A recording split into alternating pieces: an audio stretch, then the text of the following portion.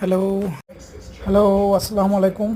এটা হলো একটা ইয়ামাহা FZ-V2, যেটা 150 একটা বাইক।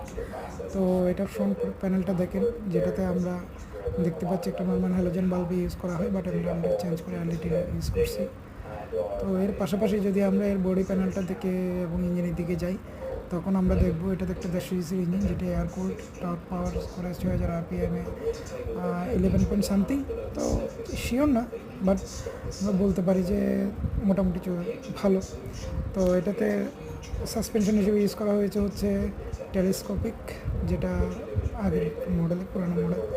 তো এখন যদি আমরা মিটারের দিকে আসি, সেই পুরোনো মিটার যেটাতে গিয়ার ইন্ডিকেটর ছাড়াই আমরা মোটামুটি সব কিছু দেখা যায়।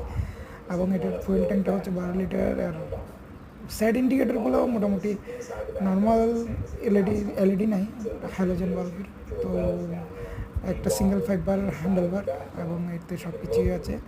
তো এর সাইড প্যানেল থেকে যদি আপনারা দেখেন, বা ইয়ামাহা FZ-V2-র সাইলেন্সার মাফলারও খুব সুন্দর। তো এরপর আমরা একটা শর্ট রাইড রিভিউ নিতে বেরিয়ে গেলাম।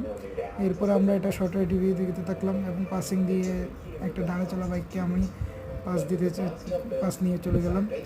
এবং শর্ট রাইড দিয়ে যেটা মনে হলো যে এটার ব্রেকিং কমফোর্টটা খুবই ভালো, যেটা আমরা ইয়ামাহা থেকে আশা করি। কারণ এটাতে চাকা হিসেবেই আছে 160-17, আর পিছনে হচ্ছে 140-60-17। তো এয়ারকুল বাইক হিসেবে যদিও প্রাইসটা অনেক বেশি, বা মডেলটা অনেক পুরনো, কিন্তু আমরা বলতে পারি এটা আমাদের জন্য অনেক কমফোর্টেবল একটা বাইক। ধন্যবাদ সবাই। হ্যালো।